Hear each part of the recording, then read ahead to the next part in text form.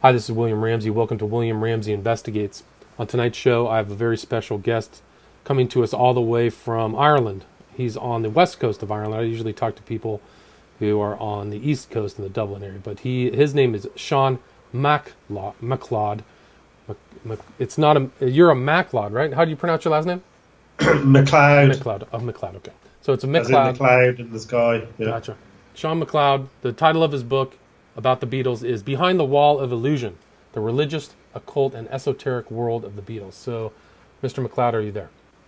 I am. I'm here, William. Yeah. Excellent. Thanks for taking time to talk about this subject. You've also written a couple other books about music as well. One's titled Leaders of the Pack, Girl Groups from the 1960s and Their Influence on Popular Culture. That's published out of Rowman Littlefield from 2015. And then last year, Phil Spector, The Sound of the 60s, 2017. But tonight we're going to talk about the Beatles. Still an important subject. There's a lot of, like the title of the book says, a lot of religious, occult, esoteric aspects to possibly the most influential music band in history, a global phenomenon. So just to get started, maybe you can talk a little bit about yourself, your background, Sean, and then take the listener to where the Beatles came from in Liverpool.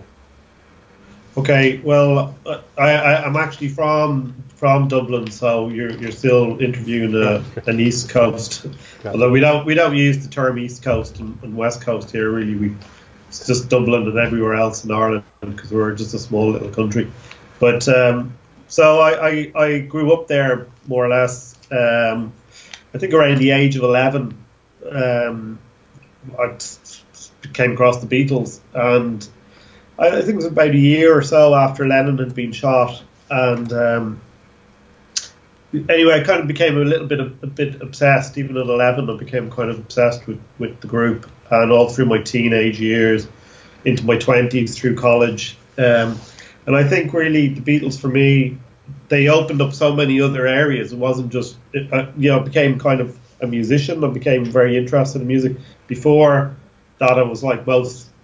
A lot of kids, particularly at this side of the world anyway, you were sent off to piano lessons and things like that, and it was always kind of classical and very, I guess, slightly rigid. You're learning your scales and you're learning all these kind of things, and I didn't really like that, but your parents make you go, and you do that for a couple of years, and I think the Beatles kind of switched me on to just actually wanting to play music and wanting to be a musician, and but they also got me interested in literature in a sense, because the more I read about them, you realised they were kind of quite, even their own lyrics and their own influences were as much literary as they were musical.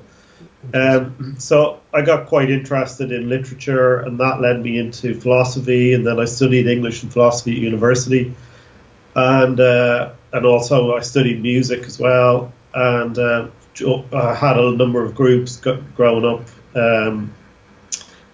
Kind of became a songwriter and did a lot of playing in bands and recording music and doing kind of running recording studios, that kind of thing, but at the same time still continuing this interest I had with 60s pop culture and pop culture in general, but also philosophy, literature, and everything. So that's where the book kind of is grown out of all of that. Gotcha. And so this is your third book, and yeah. I mean, I think you wrote in your intro, the book is an attempt to explore the spiritual noumenon, like this philosophical term, behind the Beatles. What gave rise to them, what their influence was.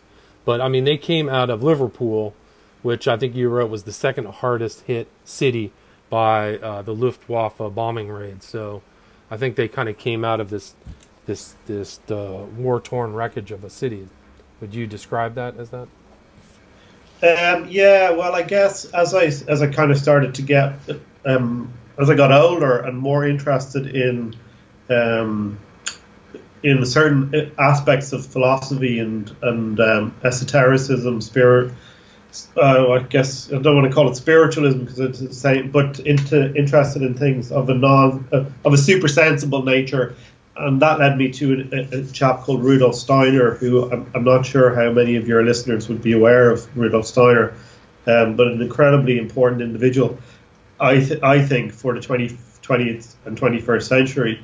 I mean, the guy gave 6,000 lectures on every conceivable subject, from beekeeping to music to architecture to farming to education. We have the Steiner education schools, things like that.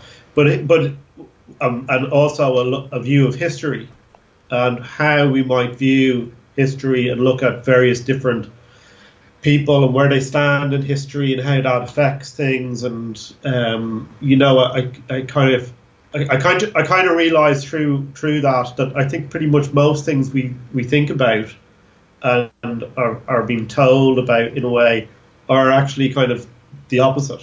And so I wanted to really look at where I was coming from in terms of growing up in the 80s and 90s, and you know, the culture that we had, which is pretty much Anglo-American here in Ireland, what that kind of grew out of. And I suppose for me it kind of grew out of World War II. So the Beatles, yeah, pretty much are the result of you know, young people being born out of that chaos. I think really they have the Steiner schools. The Steiner schools here in the States are referenced as Waldorf schools. Does that sound right?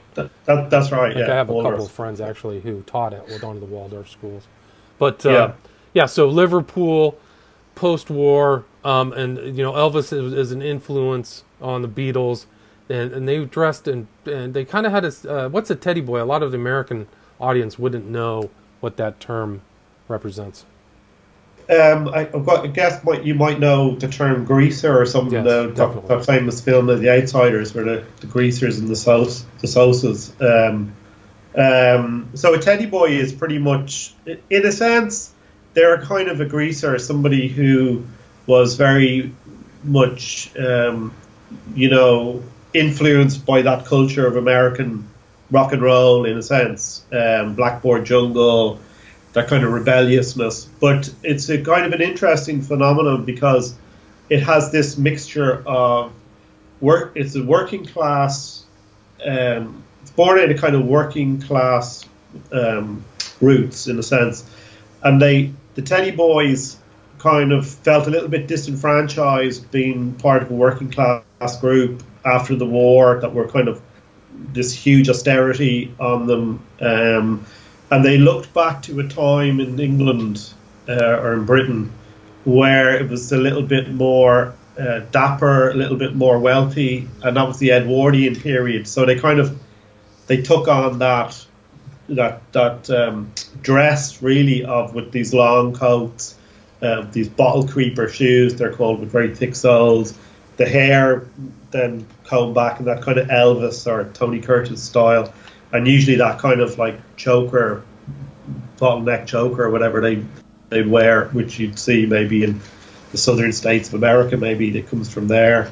That was what a teddy boy was, but they were kind of aggressive in their attitude towards you know, people who were not of their kind of group or of their class. And that kind of got a little bit coloured actually in the 70s, when there was a revival of that, and people like Malcolm McLaren, who the manager of the Sex Pistols, kind of took on that Teddy Boys look. So if you look at some Sex Pistols stuff, which maybe your viewers are familiar with, that sometimes Johnny Rotten and Sid Vicious wear those kind of long draped jackets, and so there's a kind of a Teddy Boy look, but it's slightly distorted. And that was, I mean, the Beatles were all working class, so they identified with this kind of group a little bit. Would you agree with that? With the Teddy Boys, yeah. Well, they would have wanted to be Teddy Boys in the sense of it was a kind of, you know, it was an identity, I guess. It was the first kind of identity that you know, very specific youth identity that grew out of the post-war austerity period. So around 1955, 56. And maybe just at a time when things were kind of beginning to improve for Britain and Europe in a way, I think, yeah, definitely someone like Lennon, who maybe as a teenager had a lot to prove, saw himself as, and I think really much because if he took on that demeanor, very hard, tough guy demeanor that the Teddy Boy had, and had a violence attached to it or associated with it. Lennon had to kind of, as a teenager, prove that he had some kind of, he was somebody not to be messed with, even though he said himself he was really shaken inside, but he had to put on this strong exterior. And I guess the other Beatles kind of, went along with the being kids at the time and the association with rock and roll. They became Teddy Boys in a sense as well. So early photographs you'd see of the Beatles where they had their hair, before they got the hair down, it was all combed back in the Teddy Boy style, right? Yeah. So they had that leather Teddy Boy thing, but they also kind of came out of this something that was different, that it didn't happen in the States, the skiffle music and the Mersey sound. What was skiffle? The Mersey sound. Well, actually, the Teddy Boys, first of all, they didn't wear leather. That was another group then that came in called the Ton-Up Boys, or the Ton-Up Boys, which was a kind of another version of the rock and roll, rebel thing, and they wore leather, so they looked like Marlon Brando out of The Wild One, or Gene Vincent, and the Beatles. The before they were the Beatles, the Quarrymen, or whatever manifestation they took at that stage, would have worn leather, so they would have moved slightly away from the kind of Teddy Boy dress, and they wore the kind of the Gene Vincent, that kind of leather look. But the Teddy Boys, it was about a suit. It was suits, and gotcha. Actually the real Teddy Boys, you often see this kind of multicolored Teddy Boy nowadays. You'd often see that picture if someone was to Google what a Teddy Boy looked like, this multicolored, like bright blue jackets, or pink and blue suede shoes and that kind of thing. Whereas the actual original Teddy Boy, it was very much black and white, very quite sophisticated look. And there's actually like a culture now today in Britain that now goes back, this kind of regressive, looking back to the 50s, and they really take on this original look of the Teddy Boy. Anyway, the Beatles took on this kind of more leather-clad rocker kind of look, I suppose. So right, when those were their German days. Hamburg, I think they were into that kind of look, yeah. So when they went to Germany, they kind of had that look. Yeah, that's right. And so, can you define what skiffle is? Kind of like skiffle, a simple type of music that influenced them, right? And Jimmy Page too. Jimmy Page was a skiffle player. Yeah, well, I think suddenly when Elvis hit, like anywhere, I guess, it was a huge thing for I can only imagine it was like, look, if you look at pictures of Elvis when he in '56, I think you can still see that energy of this kid. Basically, that's like that he fell from outer space. I personally, particularly think around that time in America, people may disagree with me, but I think for the youth culture, Elvis and Brando, and probably Dean as well, but they just had this kind of something totally new that no one had ever seen before, and I think Elvis really just. It just comes at you, and I think you wrote. You wrote that Elvis was the Beatles' Messiah. Like that's the way they viewed them. Well, McCartney said he saw a picture of him. He said, "This is it. The Messiah has arrived." So that's very interesting. I mean, that's what I was trying to look at in those early chapters about rock and roll. It was like the youth of the day had decided, in the mid-50s, had decided that the religions that they had grown up with, mainly Protestant, Catholic, that's the kind of background Liverpool was. But that kind of conventional, traditional religion, they had decided, well, if that's going to get us into world wars and get us blown up and that kind of thing, well, who needs it? And, I think the youth, it was like they were kind of waiting for something. That's the impression you get, right. That they were waiting, something was going to happen and they knew it. And when Elvis came, they kind of knew, right, this is it, he's here. And you can only imagine seeing a picture as a 15-year-old of someone who looked like that.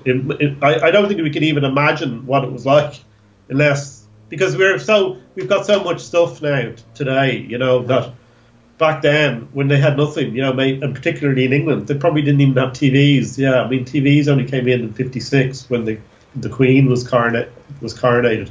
But if you could imagine seeing something like that, it just could, you know, be like someone coming down from outer space. I can only imagine, and that effect that it must have had on a 15-year-old, you know. Right. And I mean, they didn't have music stores, they didn't have guitars, they didn't have really anything, you know. They were very Britain, unless you were upper class, and then they weren't interested in those things. They had their own traditions, and it would be like go to classical music concerts and go to the theatre and playing polo and things. So working class kids didn't really have much. I don't think they had a radio and they had the street outside their door to kick a football around in. So when this guy came along, Elvis, you know, they all rushed out and tried to get guitars, and there was the famous like ads in the back of magazines, you know, play like Elvis, our guitar is guaranteed not to crack, you know, these cheap guitars that they could buy. But I think Elvis at the same time, and the rock and roll heroes that came with like Buddy Holly, Little Richard, you know, these kind of nearly semi-religious figures for the teenagers of the 50s, along with Brando and Dean, and the cinema was like a church for these guys, you know. It was like, you know, they had nothing else. They just really had nothing. It's only 50 years ago or so. 70 years ago, maybe, 60, 70 years ago. So these guys had nothing, and suddenly these figures started to appear. Little Richard, Chuck Berry, Elvis. You know, it must have been just amazing for a kid at that stage.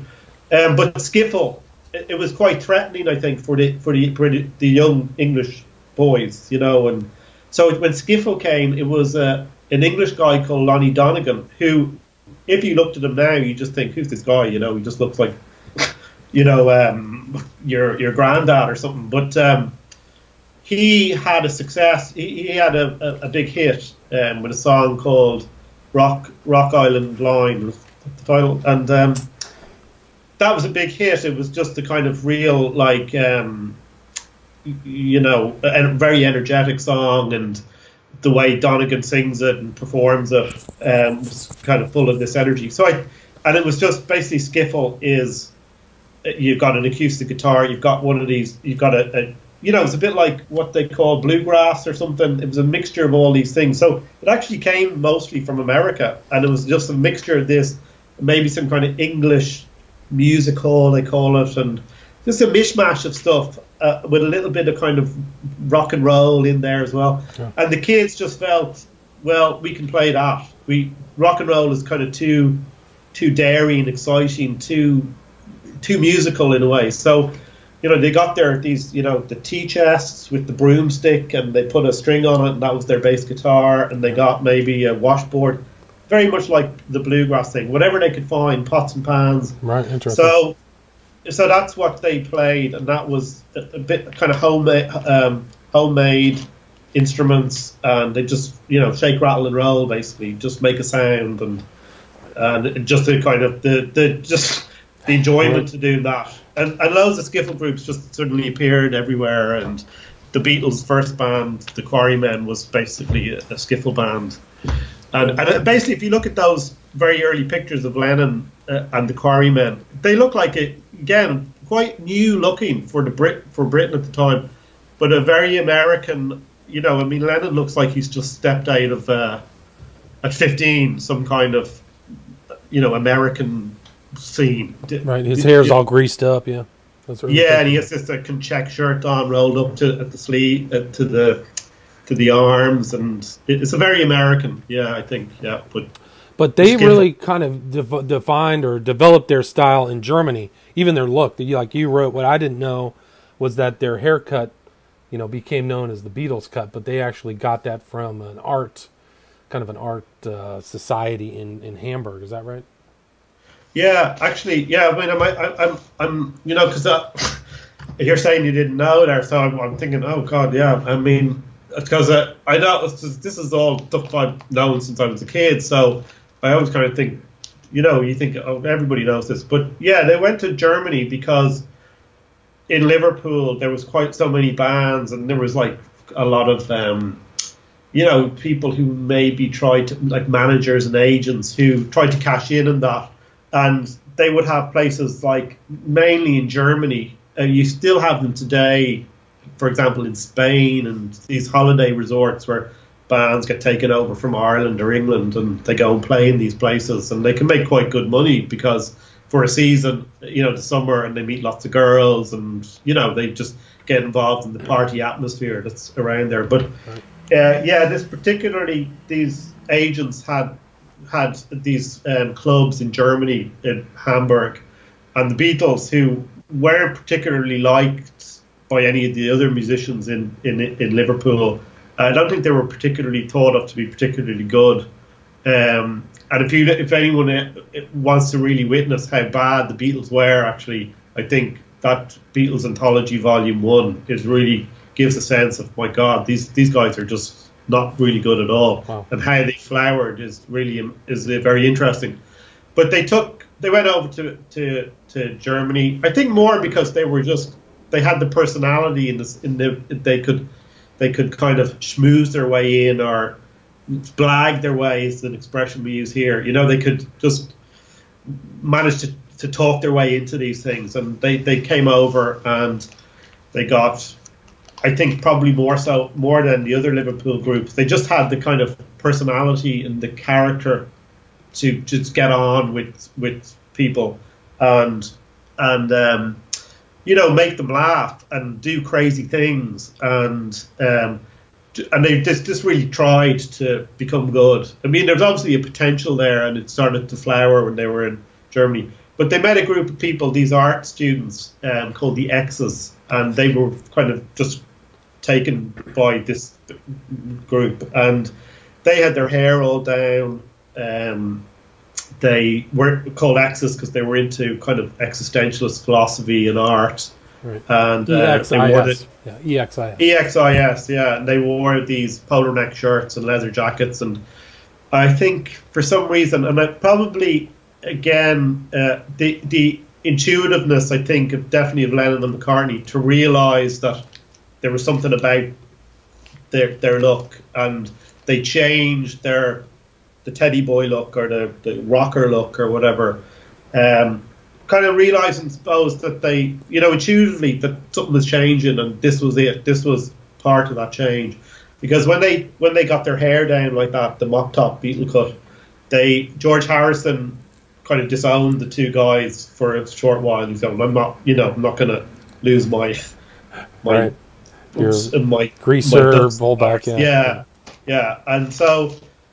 That was the beginning of it, and that is quite an interesting period as well, I think, William, because if you could only imagine, I mean, that's around 1958-9 that they're in Hamburg. I think maybe 60, is it 60? It's around that time, and but only 15 years before that, you know, Germany and Britain were bombing the hell out of each other. Right. And I mean, Germany, let's not, you know, forget that Germany was as badly bombed as anywhere in Britain. I mean, they really got hammered by the British.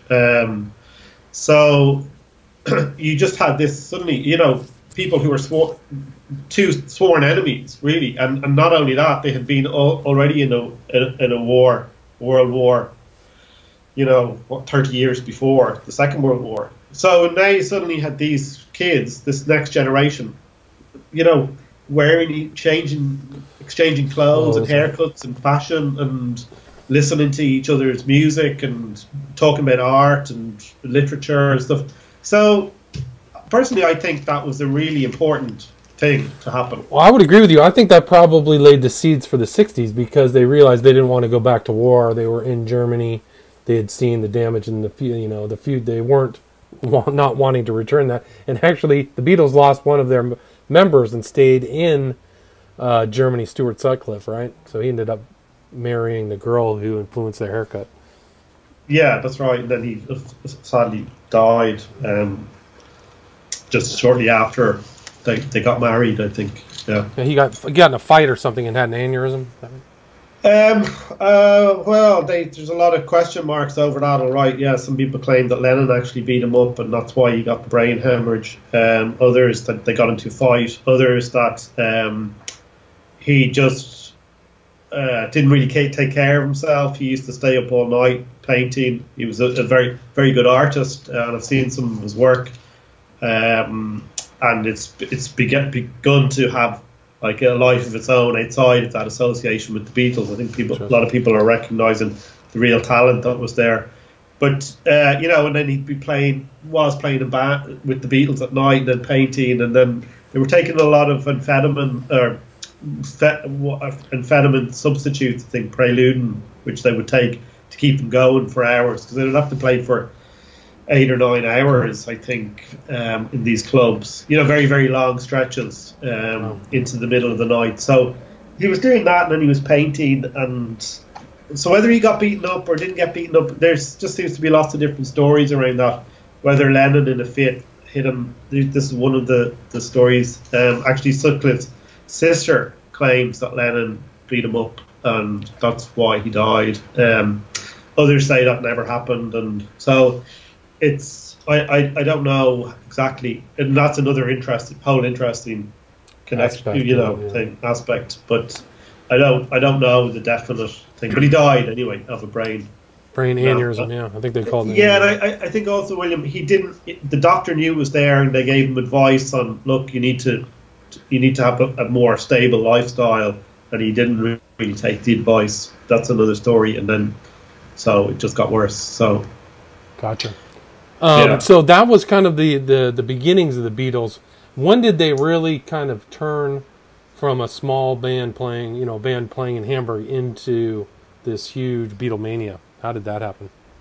Yeah, well, I guess I just wanted to kind of say there first, William, is like, the whole point of the book, the religious, esoteric, and occult world of the Beatles, is the first 2 chapters that we've just kind of looked at there. What I'm really trying to explore in those is that kind of the religious fanaticism in inverted commas, that very, very strong feeling, belief, or something that rock and roll seemed to give to these young people, and people like Elvis and others, but particularly Elvis, as a kind of a messianic figure for them. And even now, when we talk about Sutcliffe there in a deeper sense, it's quite possible, because he seems to kind of still follow them through their career. You can feel the influence of his death, I think, at times. You can feel it, the presence there, even in those early photographs, because Sutcliffe was actually the first to take on that look. He was the first. Astrid cut his hair like that, and eventually Lennon and McCartney followed. Gotcha. And he appears on the Sgt. Pepper's album. So in some kind of strange way, I mean, it's a little bit like, for another pop cultural reference, when Ben Kenobi in Star Wars decides consciously to give his life up, and then he follows Luke, in a sense, in some kind of, spirit non-physical world. He's there with him. And I often get that feeling that, I don't think Stuart Sutcliffe consciously did that, but somehow there seems to be a feeling of that there. But didn't Lennon say that Sutcliffe was with him, or he remembered Sutcliffe all the time? There's that feeling always that he's still there, and the same I think with Lennon's mother, who had died earlier that year before Sutcliffe, and even McCartney's mother, who died when he was 12. Again, you always at times get the feeling that those people are still present there somehow. And maybe that is something that, I mean, people do feel when they've lost people, that they're still there with them, or they've gone through a difficult time, and they say, well, I felt, that person, that my mother who passed on, or my sister or brother or something, was there helping me through it. And so sometimes maybe this is a necessary thing, that maybe there's an element of someone sacrifices themselves here to be of value on the other side of the veil or the threshold. I'm not saying that's true. That's basically saying Christian theology, right? I mean, Christ died, sacrifice. Yeah, that would be very similar. Yeah, that would be, and that would very much be again this aspect of Rudolf Steiner's philosophy that we don't it's not finished here. We pass over, and we still have an influence in this world, and so lots of things like that. So interesting. Yeah. So he had a reincarnation. Was Steiner's views consistent with general Christian views, or was he more of a Eastern? That's interesting too, because we're going to get into the Beatles and their influence from the East. Where did Steiner get his ideas? Well, do you want to go back and talk about the Beatlemania thing? Yeah, first, let's do it. We don't have to talk about Steiner. That's a secondary thing. I think we should talk about Beatlemania. Yeah. Well, I think, again, from the point of view of the religion, I think when the Beatles suddenly became this huge phenomena, which they did first in England, and some people say, well, they were used as a distraction. There was a number of events going on politically in England at the time. One was the Profumo scandal, where a British member of Parliament, Christine Keeler. Christine Keeler. He was the Minister for Defence. He was seemingly with a call girl called Christine Keeler, who was associated with some quite dark, dark figures in a way. Stephen Ward being one of them. Ward was a black magic practitioner. It seems to be something like that. Yeah, that seems to be the case. So this, and then she was also involved with the Russian diplomat, right? And so this whole thing came out, and this idea of a Minister for Defence with a call girl who's got an association with a Russian diplomat does not good. Caused a scandal in Parliament, and the real scandal was actually because he had lied about his association with Keeler, and then it turned out that he said he didn't know her, and then it turned out he did. He said he lied, and that was like, our politicians are lying to us, and etc. etc. So this whole scandal happened. Lots of stuff came out. People ended up committing suicide, and it was very dark, a bit like the Kennedy thing in America. And I think some people claim they just looked at something, they went, oh, here's something that we can just distract everybody with, and that was the kind of Beatles were beginning to have some kind of popularity. I don't buy that, really. I think the Beatles were a kind of a phenomenon that were destined to happen, but these other events needed to happen too in order for the whole thing. Nothing happens in isolation. Right. And so that was the first thing in England, I think, and it spread across Europe. Why really? I mean, there's loads of bands in England, in Liverpool, that there's some kind of really good documentaries about that scene at the time, and you can see all these bands playing, really excellent bands. Why the Beatles suddenly were the ones that were I mean, most of those went to Liverpool, to Hamburg as well, so they went through the same, how might you say, kind of processes to develop the same development.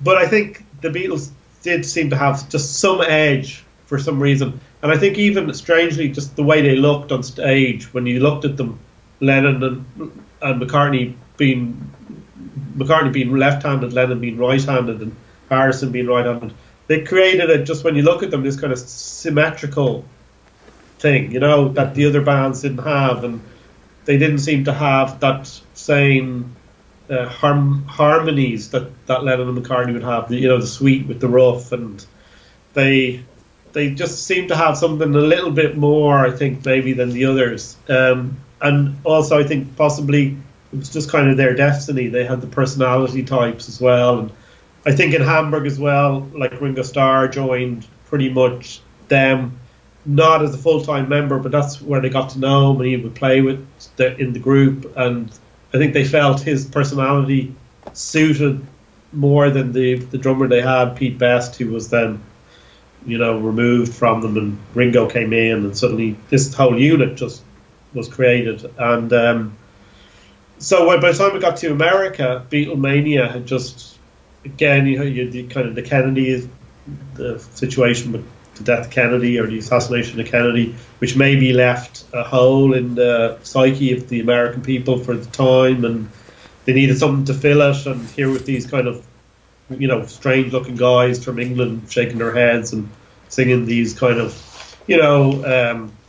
not too unusual. I mean, they were basically copying American rock and roll, but they had a slight, I suppose, there was a slight Englishness to them and their accents and all this, and why it just took off into Beatlemania. But again, I think it's probably the youth of the time just needed something to, maybe a sense of hope, maybe a sense of, resurgence or,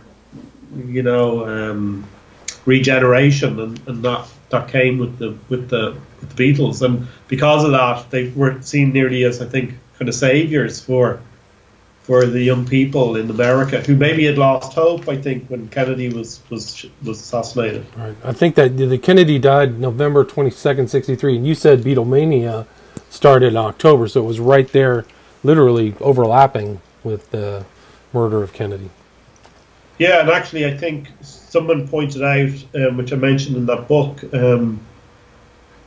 that they're with the Beatles album, the second album, which was basically the start of the Beatlemania in Britain, was released the same day Kennedy was assassinated. Oh wow, that's interesting. And that's an interesting. Well, that's an interesting phenomenon, because Kennedy died on that day, Huxley died on that day, C.S. Lewis died on that day, and now the Beatles dropped their second album on that day. I didn't know that. Yeah. So you seem quite familiar there. I mean, I listened to some of your interviews earlier, William, on the Crowley thing and things like that. So you've kind of got quite a good background in that whole area as well. I mean, his influence. My book Children of the Beast covers his influence on so many musicians: Jimmy Page, Jim Morrison, a little bit of the Beatles.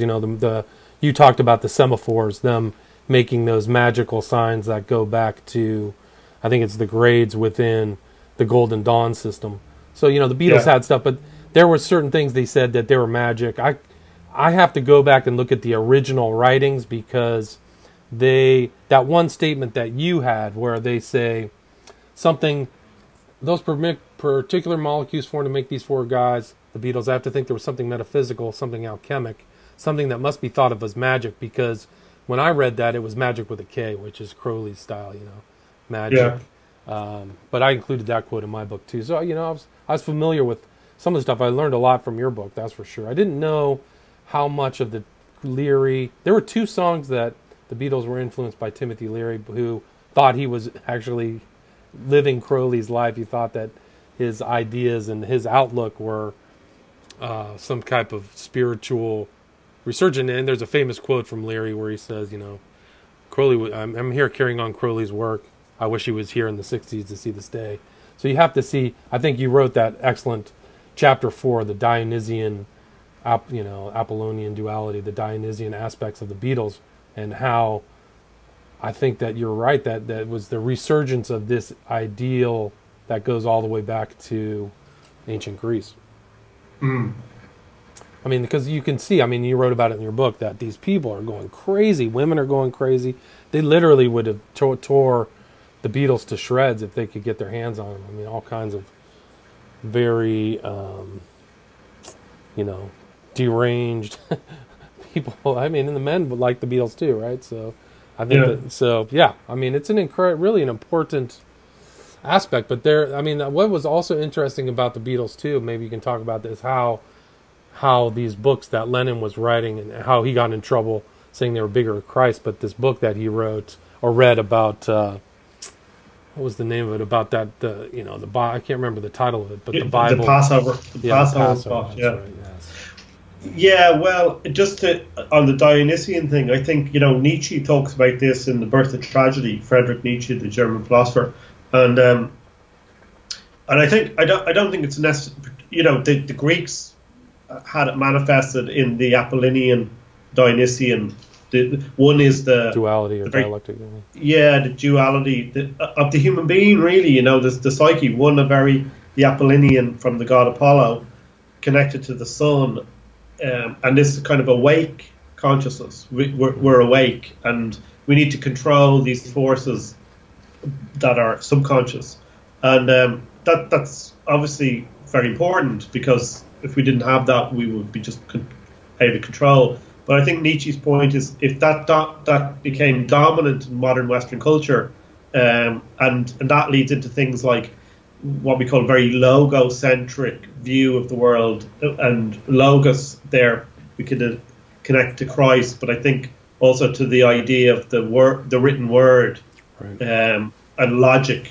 And when we see it in schools, for example, kids are just left, it's reading and writing, and they're sitting in the school in the chair all day long, going crazy, because it's only one aspect of the human being. And if that dominates, we become kind of stale, bored, we lose our imagination, we become frustrated. The written word, which becomes set in stone, becomes all powerful, whereas in reality things change all the time. So, so what Nietzsche is trying to say is we need to release this as well. We need the Dionysian, because we need that part of ourselves. And so when I think this youth after the war, this subconscious element started to really manifest itself, because without it, you do end up with you end up going crazy, just right. blowing each other up, because there's nowhere for this energy to go. And I think the Beatles, in a way, brought that out of. They allowed people to do that. Yeah. And they also allowed the whole thing with Dionysus was people who were from outside were able to be taken, were accepted in the society. It was kind of a Dionysian festival that the Greeks would have, where these, what they call the mad women, the maenads, would go crazy, and they would tear the god apart, and they would drink wine, and they would dance, and then the people in that festival would come out of it regenerated. They would go through some kind of process where they would suddenly kind of know themselves better.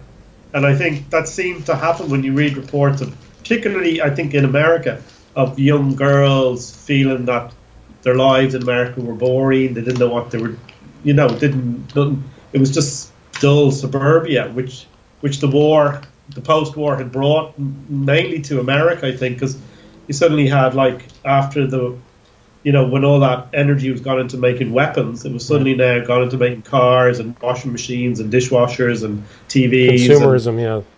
And that created consumerism, and then you had, suburbs where houses were built, and that obviously helped the economy, and in that sense was good, but supermarkets and blah, blah, blah. Right. And there obviously seemed to be a reaction to that, where you get with the beat poets and the road movie, and just I want to escape this, right? And the America always that land of adventure and the Wild West and new frontiers. That was kind of gone. It was just, well, this is it now. You're just stuck out in the middle of nowhere, and you've got a big shopping mall, and you got your car to drive in and out of work, and so you can imagine kids were just going, I'm just bored, and suddenly again, these people from England came over with their funny look and their slightly strange sound and their dress and their the way they dressed, and this European and English coming over, and the energy, the amplification of the instruments, etc. And kids could just suddenly, and the kids had the liberty to now go wild, because the parents gave it to them, because the parents had gone through war, right? Right. And well, let the kids live. We went through a war, so let's enjoy our lives over here. And also the threat of that bomb hanging over everybody, right. So they're just like, well, let's just live it up now. So I think that they allowed all those forces to come out. And that led to a lot of things. It might not have been good in some ways, but it did lead to, I think, or it definitely helped things like the feminist movement, the civil rights movement, people becoming more aware of who they were and that kind of thing. So it was a real liberation and a real kind of rebirth in some ways, I think. Yeah, that's interesting. I mean, the 60s were really something else, and the Beatles, whether they caused or whether they rode that unconscious, subconscious thing. I think it's kind of like a double helix, they kind of worked Yeah. together. So, but it's interesting Yeah. because Lennon, he always thought that there was like cosmic influences and things coming to him from elsewhere, right? I mean, did he say, what did he say? The music and lyrics channeled through them contain magic and messages from beyond the mind, right? Yeah, he said a lot of things, but I think always, I think what's interesting about them is, like most people, living in a kind of what some philosophers might call, the naive consciousness. They just think, well, this is everything that it is. I get up, I go to school, and then I go to get a job, and then I get my house, and I get married, and have kids, and the idea of being financially secure. If I get lots of money, I'll be happy. And I think these, it started like that with the Beatles. It's kind of like, right, if we get rich and we get famous, then we'll be happy. And then they get rich and famous, and they beyond what most people could imagine, and what they were able to actually cope with. And I think pretty much within a year, I get the impression within a year, definitely Harrison and Lennon were going, this is, I've had enough of this. It's just crazy. I can't leave. I'm trapped in it. I can't leave the hotel. I can't go anywhere. I can't do anything. People are pulling at me. People think I have some kind of answers to their problems. And if anybody's ever kind of had situations where they, are dealing with people's problems, after 2 or 3 people telling you all their problems and wanting you to fix it, and not actually quite knowing what their problems are, but wanting you to fix it. And because I've had it myself, in various different things. It just is so. You're just going, I can't. I'm only a guy who can just barely get through the day myself. I can't fix your problem. So I could only imagine somebody like Lennon, McCartney, who were considered to be, that song, that just, you must know everything. You must have the answers for me, and you must be able to fix everything for me, and you've got everything that I want, so I want to be part of you. I can just imagine it just must have really just sent them crazy, because how can you, it's like if you've got one of those friends who keeps ringing you up on the phone all the time, going, oh, such and such happened, or I had a fight with my girlfriend again. You've heard the story for the 50th time. You're thinking, what can I do? I can't listen to the story anymore, and I can't help you because it's your problem, to solve. Yeah. And I don't mean that in a kind of, it's your problem, so leave me alone. But you can't solve someone else's problems. They have to solve it for themselves. So that must have just gotten really draining. Not being able to go down the street must have gotten really draining. Suddenly they realise, hang on a sec, what I thought I wanted is actually not what I wanted. But then they're stuck in that because they're going, well, what else can I do? Right. And possibly all the benefits that actually do come with that, it's very hard to let go of it. So you kind of now have a slight addiction. You have an insecurity. You're also, in a sense, you've got other people who are dependent on you to be in the group. You've got other people who are dependent on their livelihood because you're in it. Right. Elvis, I think, really felt this because at the last days of his life, when he's overweight, he's on all sorts of drugs, he can hardly stand, and he still has to go and do these Vegas shows because so many people, if he's not there, they've lost their jobs, they can't provide for their families. Right. So that burden of responsibility, we talked about Christ earlier, and I think people don't really understand, from my perspective, so that burden that being carries, it's just so immense. So someone like a person who's just a normal person, Lennon, McCartney, or Elvis, they can't really carry it. They can't carry it. It's too much, and people think they can because they think this is our religion, our way. And so I think they went from that to going into, well, there has to be something else. There has to be something beyond what we thought was. Because the human spirit is always moving forward. It's always trying to, it always thinks, it gets to the top of the mountain and then it goes, oh, there's another mountain over there. It keeps striving. It doesn't stop. It just can't, can it? And that's interesting, and that's kind of what led them into doing a lot of drugs, LSD and stuff like that, right?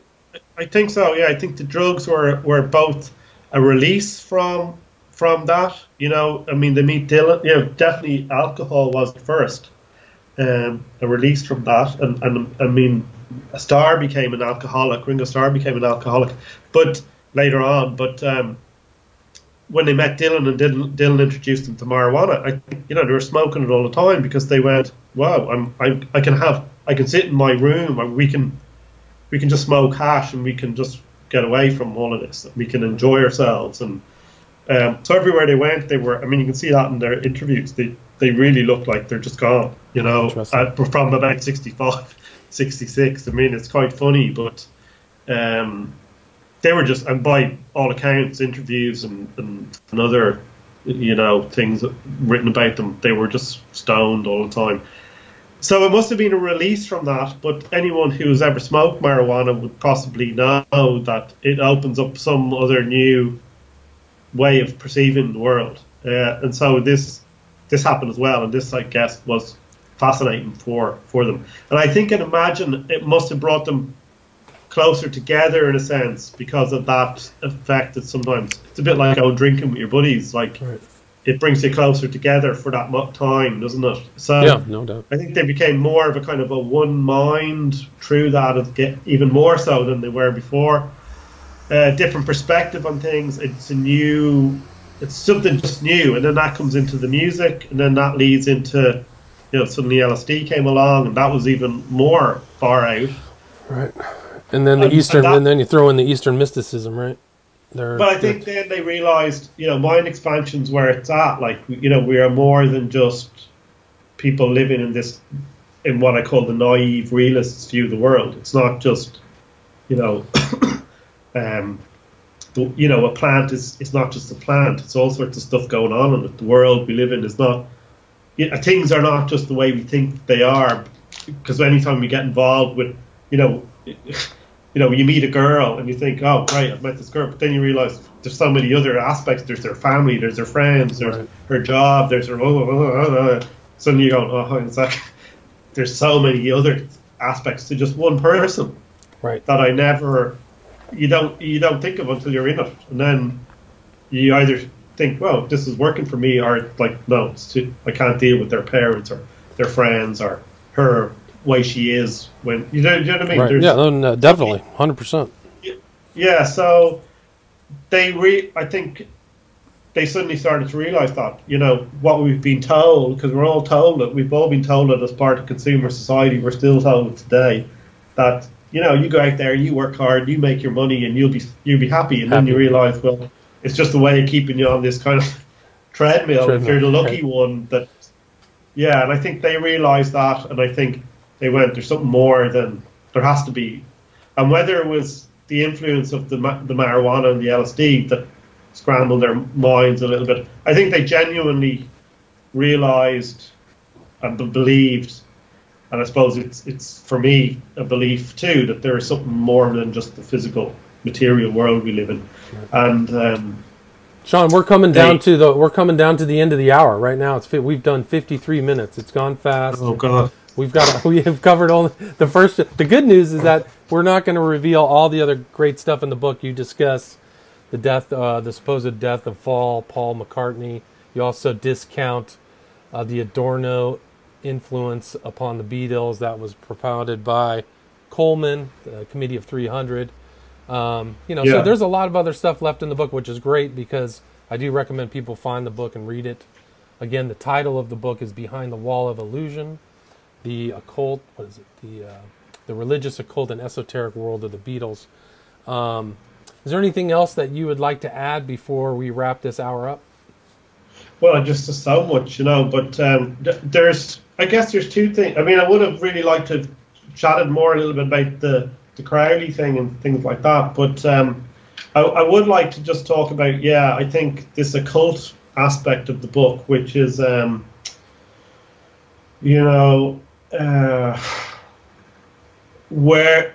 the esoteric, really what I'm talking about are these kind of spiritual forces that played a part, or like I feel played a part, And that's very much, I come from Rudolf Steiner's perspective of, this things that happen in the physical world are very much a manifestation of other things that are going on in a non-material, or what he often refers to as the super sensible world.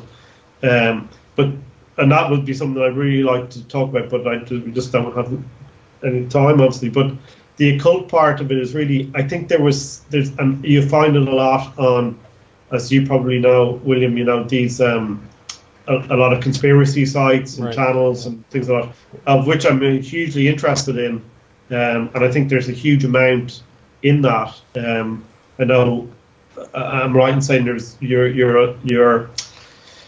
view of the 9/11 thing and various other things like that. I would be very much aware of, and very much, feel very much that there is very dark forces. Yes. Yeah. Behind lots of things. My first book was Prophet of Evil. It was about Aleister Crowley's influence on 9/11 and the occult aspects. There's all kinds of occult things that happened September, even the numbers and the names, the dates and everything, and the buildings. Just there's a very deep occult aspect to 9/11.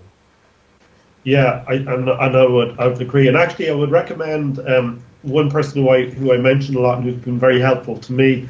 A chap called Terry Boardman, William, who has a lot of. I used to do a lot of talks here in Limerick with people coming over and talking about various things from a slightly alternative perspective. But Terry is a historian who has a huge, really, really huge understanding of history, the actual view of history as it's been told today. He really questions that 9/11. Europe today, Brexit, all of these things, these quite negative forces that are behind that. A character who's very interesting here called Caspar Hauser. It would be worth people looking him up. Some people think he's a mystical character, but Terry does a really good talk on him. 2 films were made about this character, Caspar Hauser. Well, check I won't it out. tell you any more about that, but that's very interesting. I think the website is 3man.org. That is the website. 3man.org. Yeah, that's Terry's website. But this occult thing with the Beatles, I would just like to just mention that, because I definitely think there was some occult connections there consciously. I don't think well, as you said, I'm not too convinced with the Adorno and the Committee of 300 thing. Either am I. It's hard for him to believe that a guy who's in California is, guiding the Beatles. I think he was in California in the 50s and 60s. Well, I do. There's this. I mean, I do think this kind of what they call the Frankfurt School. There does seem to be something that, unfortunately, in some ways, has quite a negative impact on American culture. I'd agree with that. Absolutely. Yeah. I think whether this idea that Adorno wrote all their songs, the Beatles songs, whether I just think that's just I don't. How could one? The very distinctive personalities, I think, and they very clearly come out. If anybody's familiar with Beatles music, it's very clear that the personality Lennon comes out in his songs, in McCartney's in his songs, and and Harrison in his songs. I don't think one person could have written all of those things. What I do think is, I think certain black occultists became maybe allowed for them to become famous, because even though I grew up with rock and roll, and I grew up with records, and I grew up with all these things, I can see they can have a negative effect, which I think you're seeing more and more today with digital music and people just going around with their headphones on all the time and iPhones and things like that, where they're just locked into their own world. Right. So that obviously had to start somewhere. But I don't think they were overly consciously aware of that. And I think that thing with Crowley and stuff like that, as I mentioned, even though I think they flirted with that, I think there was a group of people around them in England, an intelligentsia, young people, who were more familiar with Crowley and. Well, there's a connection between Mark David Chapman and Kenneth Anger. Kenneth Anger actually knew Chapman in Hawaii and visited him or something like that. So there's the guy who wrote Lucifer Rising or made the Lucifer Rising movie, who had people who, who made the costumes for Lucifer Rising, were friends with the Beatles. So that network is there. But we're coming to an end. That was Sean MacLeod, spelled MacLeod. The book is available at the LimerickWriterCenter.com. Also available on Smashwords, Kobo, and some other sites. The title again, Behind the Wall of Illusion: The Religious, Occult, Esoteric World of the Beatles.